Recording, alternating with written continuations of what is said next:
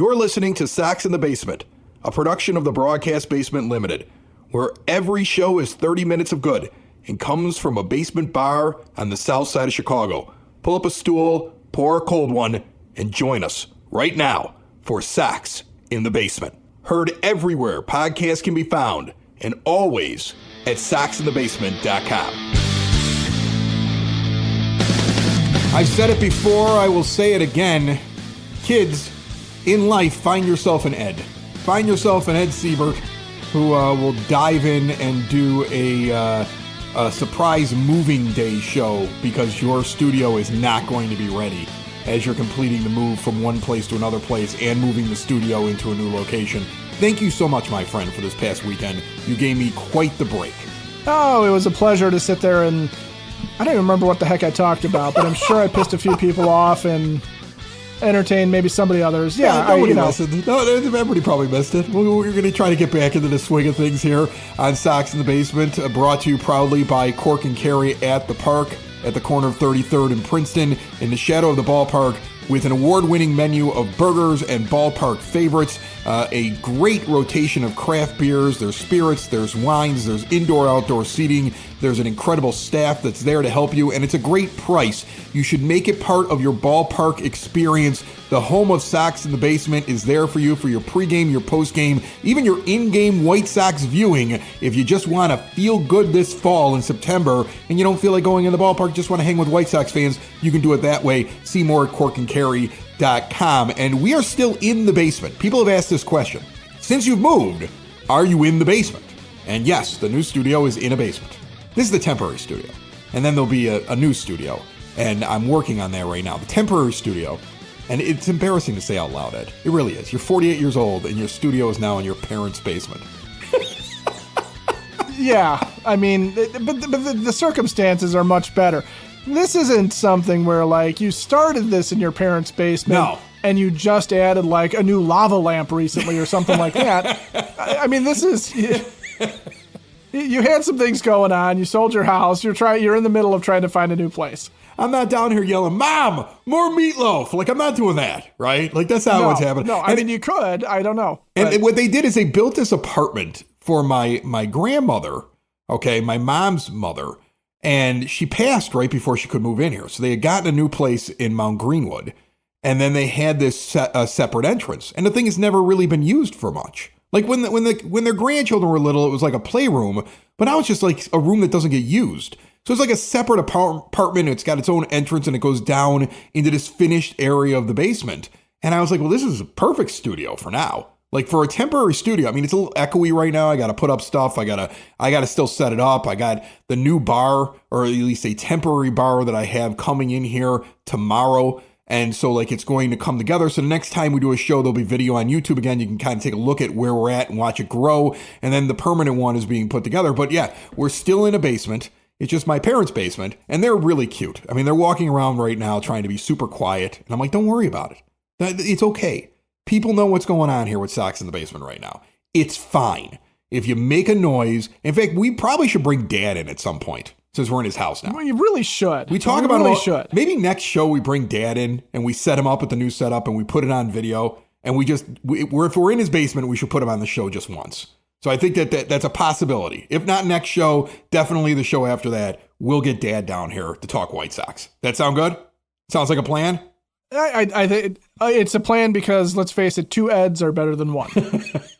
God, it's going to be confusing. All right, so let's get into the Sox and some news. And I think the first thing that I want to talk about today is Mike Clevinger is back again. And Mike Clevinger's, he's like something that won't die, right? Like every time I think I'm rid of him, he just pops up, right? Like a notification about an ex-girlfriend in your Instagram account. That's how Mike Clevinger feels to me. I immediately started getting messages. Like the first, I got a list of them at soxinbasement.com from listeners. Mark Jacoby wrote, I have no use for the White Sox if they're bringing up Clevinger. I want to see the rookies. Why waste my time? I'm with you, Mark. Like, I don't get it. I'm trying to justify it in my head, but you're telling me you don't have any other arms to replace Aaron Civale, who was put on waivers. We're going to get into that, and picked up by the Cubs. And we'll talk about that trade because I know a lot of people think, well, then that was a wasted trade because look how good Vaughn was. No. Andrew Vaughn sucks again. We're going to get into that. But let's first look at this Clevinger thing. This is the only arm that's available?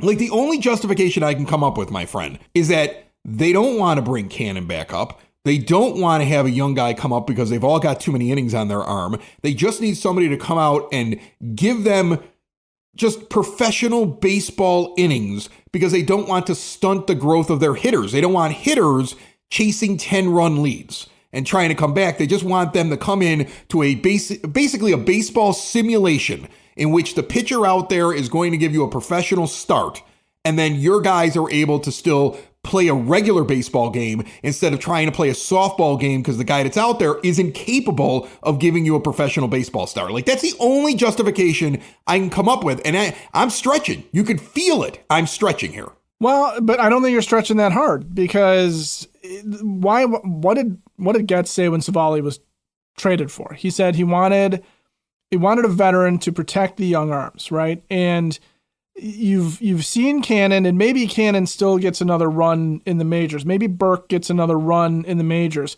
Maybe there is room for an Evan McKendry to show up again, or Tyler Schweitzer to get a start or something.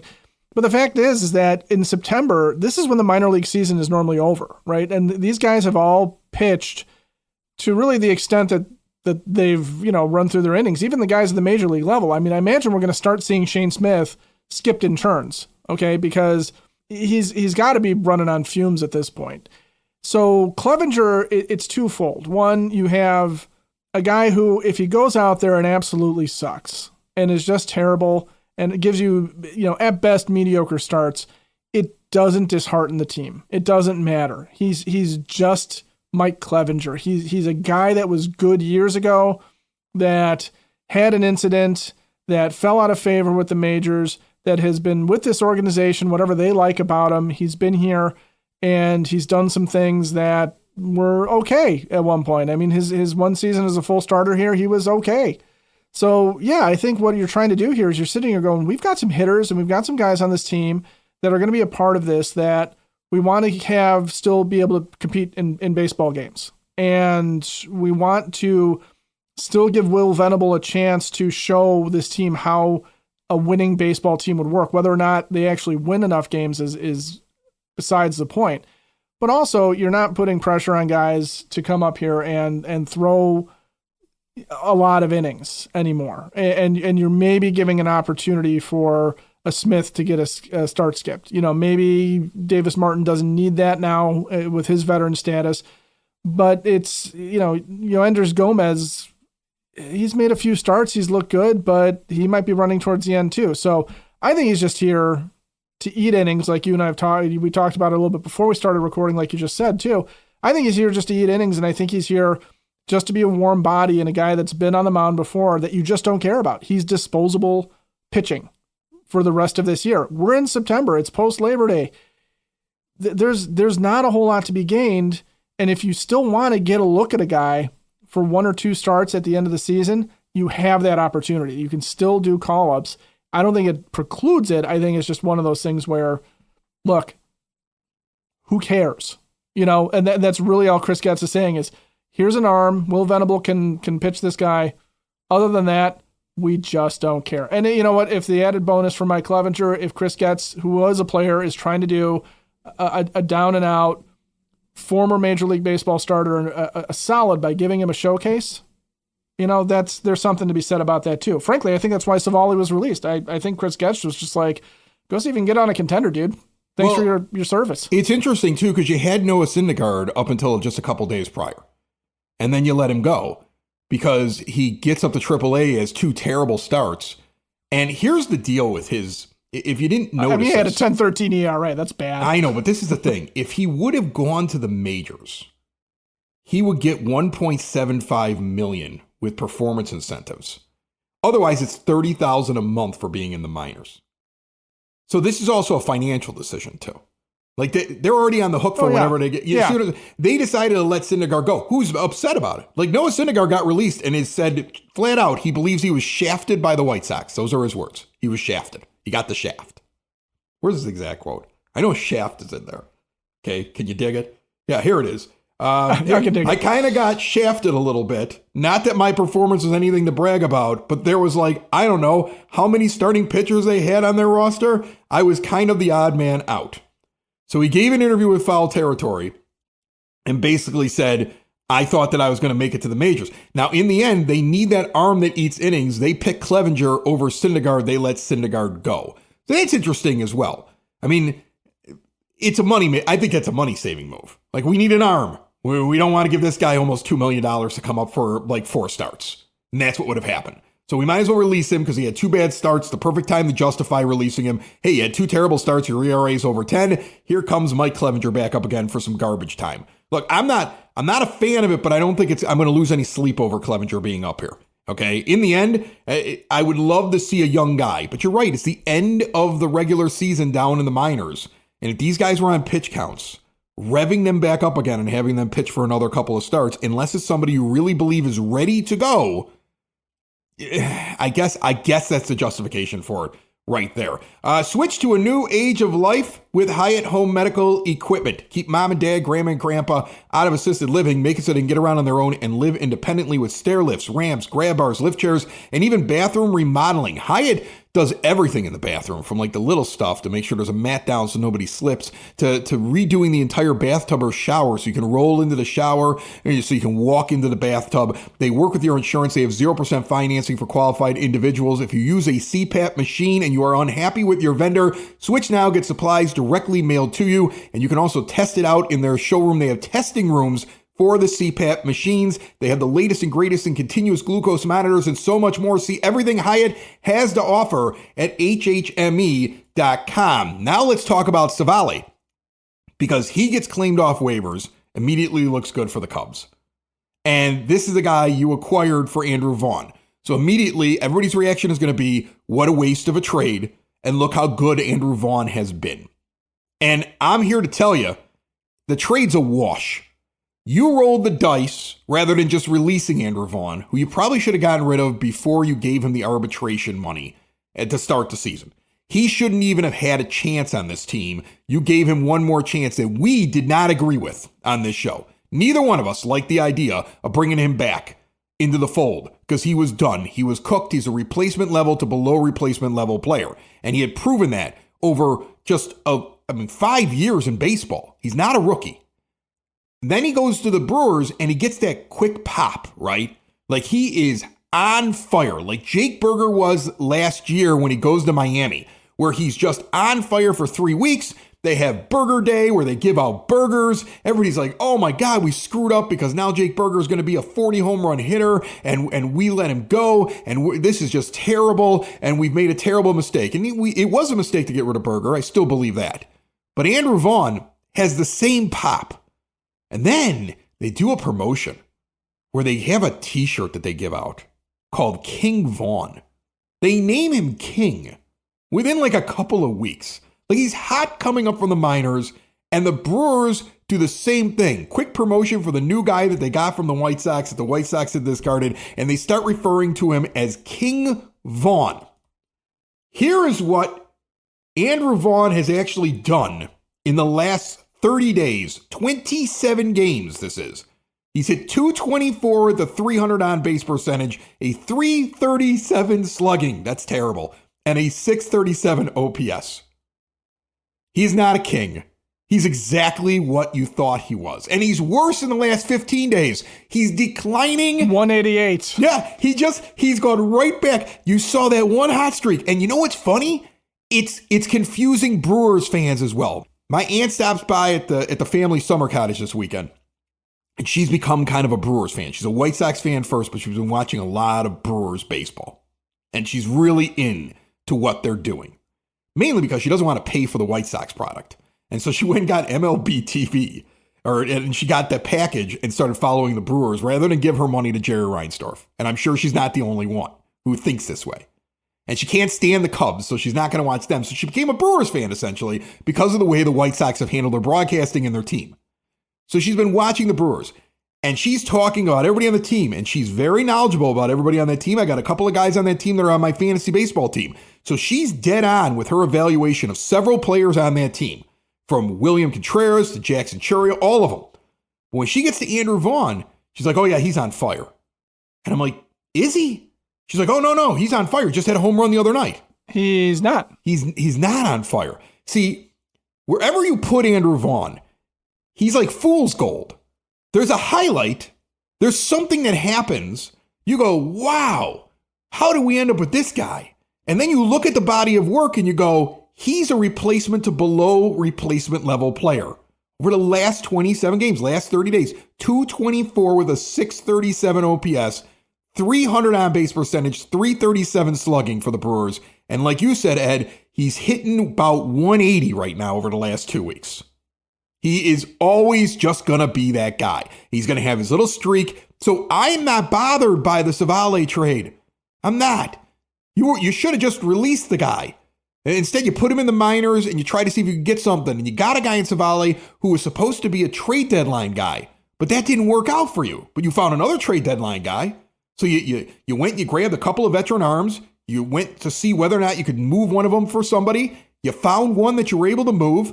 Civale didn't work out. You release him, you give him a chance to go find a contender, and you move on from him. And Andrew Vaughn is a wash. I'm not upset about this Vaughn trade. I know people are upset about it. You're not upset about this, are you? No, not at all. Not at all. I mean, Chris Getz said exactly what he was going to do with Aaron Civale. He said, this is to protect the young guys, right? So you got 13 starts out of him. I mean, they were 13 starts that were utterly forgettable. When you look at the back of Aaron Civale's baseball card, it's going to be like, oh yeah, I guess he was with the White Sox for a few games. But overall, it was just a move to get rid of the specter of Andrew Vaughn. You were done with the guy because we had seen what's playing out in Milwaukee we had seen before, which is he looks terrible. He looks okay. He looks terrible. He's hot. He's on fire. Oh my gosh, he is burning up. Oh, this is what we've been waiting for. And now he's completely and totally tanked again, and he's hitting nothing right. And rolling into double plays. I mean, this is a guy who used to hit into triple plays regularly. This is Andrew Vaughn. So Aaron Civale, and at this point, again, we're in September with a team that's going absolutely nowhere, has nothing to lose. Chris Getz was a former player. Chris Getz probably looked at Aaron Civale and said, thanks, go, right? Because what else are you going to do with the guy? I mean, he wanted out of Milwaukee because he wasn't going to be a starter. I'm sure he wants out of the White Sox because he wants an opportunity to do something with his career. He was miserable. That's why you ended up with him, is because he was miserable. And then do you want him brooding for the last month? Even though he really doesn't deserve, he didn't really deserve to be on a contender. He's really not that good of a pitcher. He's not. He has not done very much in his career to addition by subtraction, though. Right. But what he was going to do is he was going to brood in your dugout for the next 30 days, eating innings for you and being miserable because he's not part of something because he has an overinflated sense of self. So you moved on from him. You brought in a guy like Clevinger who's just happy the White Sox will let him pitch because nobody else will. I don't know exactly. I don't know why we do it, but nobody else will. Yeah. Mike Clevinger, I guarantee you, Mike Clevinger is just ecstatic to get the call up and be like, all right, this is probably his last shot, right? If he pitches well, maybe he catches on somewhere next year, probably with the White Sox, but that's neither here nor there. If he doesn't pitch well, Mike Clevinger is out of baseball, pretty much. I mean, he might get another minor league deal somewhere, but that's a guy that's excited. There's some enthusiasm behind him. I guarantee you there's some enthusiasm behind the guy. And he must not be a complete dugout pariah if the Sox keep bringing him back, because I don't sense that they are an organization at this point that really puts up with the attitude with no production. So no, that's the thing. For everything you feel about Mike Clevinger in the dugout, they must like him because there's no other reason to have him there. Yeah, and you know, we don't, as fans, we know the story. We know what we heard, we know what we were told, but we also don't know in the clubhouse exactly how guys are treating him and dealing with him, and we're not privy to that information. No. You know? And that's the thing. We have no idea. Look, personally, I would prefer somebody else than Mike Clevinger. But like I said, this is an innings eating thing, and they don't want to waste any other arms down there, and I think they're shutting everybody else down. And so this is what they're doing. I'm not a fan of it. Okay? I'm not. But the only positive thing I can find out of it is that, okay, well, here's a guy who'll come up and give him professional innings so we can continue to watch the development of the players that are around him. And that he just eats innings. So they're not chasing big deficits because they're trying to win a game. Instead, they're out there and they're having just a normal baseball game. Like it's almost like giving them like a simulation. Like, here's a pitcher. This is what would happen if you just had a regular pitcher out here. Now go play a baseball game and show us what you can do, young guys. And because we're still trying to use this last month for development and to really see what guys are. Like, what is Miguel Vargas? You know, is Lenin Sosa going to continue to do what we've seen him do in the second half? And how is his second half? How's his season going to look when it's all said and done? That's what this is all about right now. And he's just the known quantity that they can put in there every 5 days. And Civale's moved on from because he would have brooded, and they probably were like, just move on from him because he was miserable with his last team. That's how the Sox ended up with him. So there's probably some brooding going on again. So let him go. And I think that's what they were doing.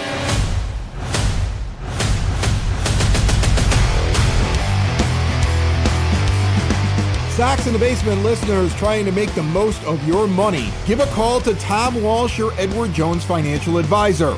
Located on the corner of 111th and Kedzie, but serving the Chicagoland area, Tom has a get-to-know-you approach and a do-the-right-thing attitude. He's been doing this for decades. It's all about knowing your options when you're investing and planning for your retirement. No matter what stage you are at, it costs nothing to check in with Tom. Give Tom Walsh, your Edward Jones financial advisor, a call today, 773-779-0023. Edward Jones, member SIPC. Here's what's going on, though, in that race. Let's take a look at it. Let's take a look at what's going on in the National League and the American League right now, because I find it fascinating. Like, when I try to look at the standings at this point, somebody asked me over the weekend, okay, like, well, where is everything?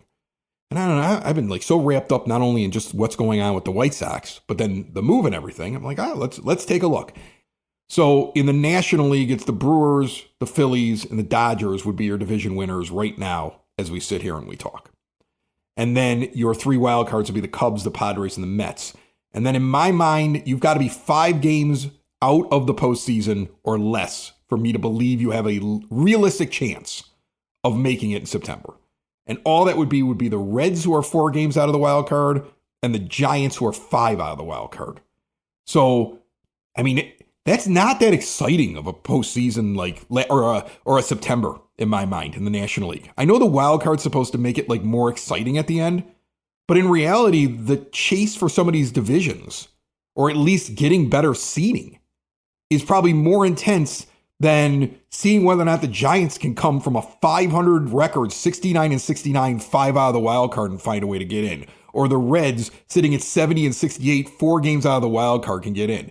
That's not an up for grabs type thing. I kind of can tell who the 6 teams are going to be. I'm just curious what the seeding is going to be. Well, yeah, and even the division races, if you look at them, they're over. Yeah, I mean, the Cubs are well behind the Brewers. They're 5 back in the loss column. Even though the Brewers aren't exactly lighting it on fire the way they were, it's a big deficit to overcome. So maybe you have some action there. The Mets are 6 back in the loss column from the Phillies. The only close one right now is the Padres and the Dodgers, because the Padres are 3 back in the loss column. And that's what you really have to do. Look at the loss column if you really want to see how many games, because sometimes the games are uneven and it's all going to get made up in the end. So that's what I always do when I'm trying to figure out how close it is. The Padres-Dodgers is really the closest race right now to try to win that division. And that's closer than the team that's just out of the wild card trying to make the wild card. So the National League does not have any drama right now. Now, if I go and I look at the American League, there's drama. Yeah, there's some drama here. There's a little bit of drama here, okay? You got the Tigers, the Blue Jays, and the Astros right now in their division lead. And nobody's really challenging the Tigers. Like, the Guardians are the next closest team. They're 500 at 68-68. They are 11 games back in the... No, wait, hold on. What are they? They're 9 games back in the loss column. 9 games back in the loss column from the Tigers. The Tigers are going to win that division going away. So the Central's done. In the East, you got the Blue Jays at 79-59, and the closest team to them, the Yankees, 2 games back in the loss column, the Red Sox, 3 games back in the loss column. That's a race in the East. That's interesting. And then you have the Astros, who have gotten a bunch of pitchers back. Like Christian Javier came back, and Luis Garcia just started on Monday for them after being out for like a year and a half. Like they're getting some solid pitching that's returning They're to getting them. the band back together. Yeah. They're going to be an interesting team down the stretch. And they're 3 up in the loss column on the Mariners. And the Rangers are 5 back in the loss column from them. And then when you look at the wild card, the lowest team in that wild card mix, the third one after the Yankees and the Red Sox, is the Mariners is 73 and 65. The Rangers are only a game and a half back. The Royals are 2.5 back. The Guardians are 4 back. The Rays are 4. I said 5 games. I would say that you were still in it at the beginning of September. The Rays are a game under 500, but only 4.5 back from the wild card. Right. So now you got excitement. Now you got drama. Now you got something I want to watch. I think the American League race to try to see who gets in the playoffs and that race in the East, that's the only intrigue in my baseball mind right now for the next couple of weeks. Yeah, although I would say that the West, there's some race there too. I mean, you could see the Mariners and Rangers make a move. That's true. And you can see them moving up on the West. I do find it interesting that you've got 3 teams in the East, and they're not really separated by a whole lot. But the West, you right now you have 2 representatives going into the playoffs. And I don't know their schedules well enough, but if they start beating up on each other down the stretch, the Royals or the Guardians, if they get hot, could jump in. I mean, the only team that you mentioned there that I think is probably not making it is the Rays. I just don't feel like they've got it this year. But yeah, there's a lot going on there besides the Tigers, who, if you told me at the start of the year the Tigers were going to enter September with the best record in the American League overall, I would have been a little bit surprised by that. But here we are. And here's Detroit with really the only comfortable playoff position. They played in a pretty weak division. And the Mariners, in my mind, the Mariners are one of the more dangerous teams if they slide into the wild card because their pitching staff is good. They got a good pitch. I mean, Luis Castillo has been pitching poorly over the last 3-4 starts. But if he gets back to what he normally is, that's a solid top-end starter. George Kirby had a slow start because he was injured and then had to get used to things and get himself back into a flow. But he's been really good lately. And Brian Wu has been outstanding.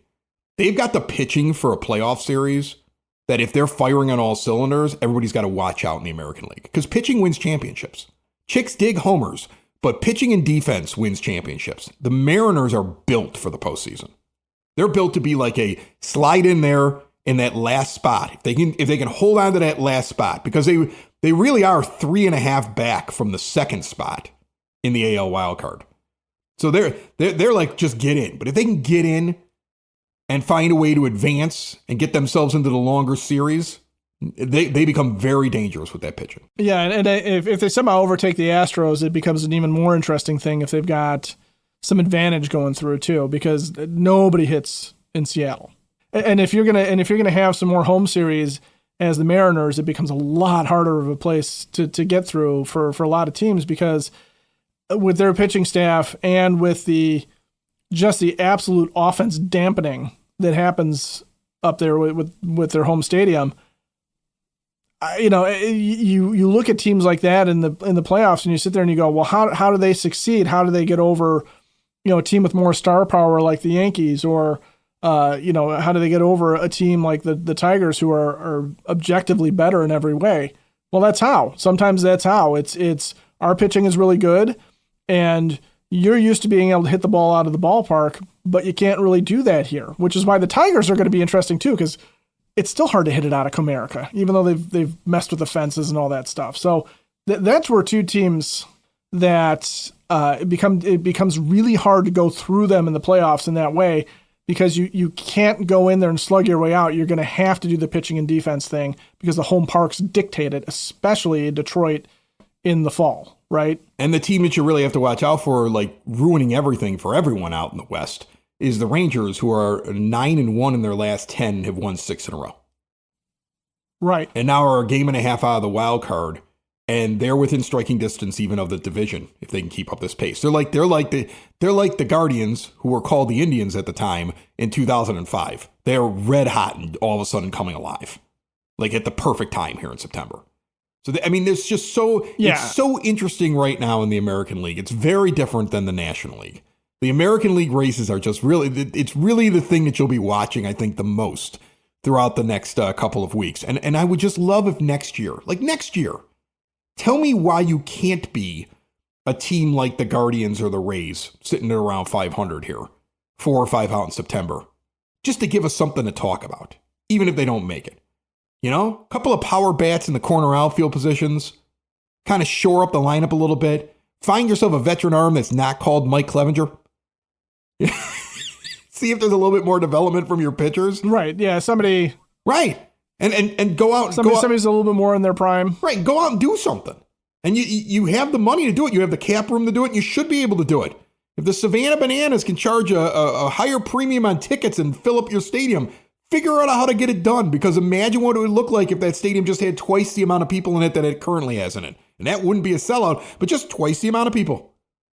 You know, increase it by a little bit. By giving them something to root for. And I just think it would be just amazing to watch them go out and be a competitive team next year. Don't even look at what your record is at the end. Look at what you can improve on in the offseason. This offseason is going to be the most intriguing thing that you've watched the White Sox fan in a long time. Unless Jerry completely screws it up for all of us. Chris Getz should be able to walk in here and say, I barely have anything on the payroll. I'm moving Luis Robert Jr. and clearing his money. I'm moving Andrew Benintendi possibly and clearing his money. I want to use their money to add some players, and I want you to increase me by about $20, $30 million over here. And I'll still come in as a bottom 5 payroll. And now I'm going to walk out there with young pitching, a veteran arm, and some extra power in the middle of the lineup around these guys that developed with me. And let's go see what we can be in the first half. Yeah, watch his fans come out and energize the kids. It's not far-fetched. Okay? It's not. We can get back to the kids can play.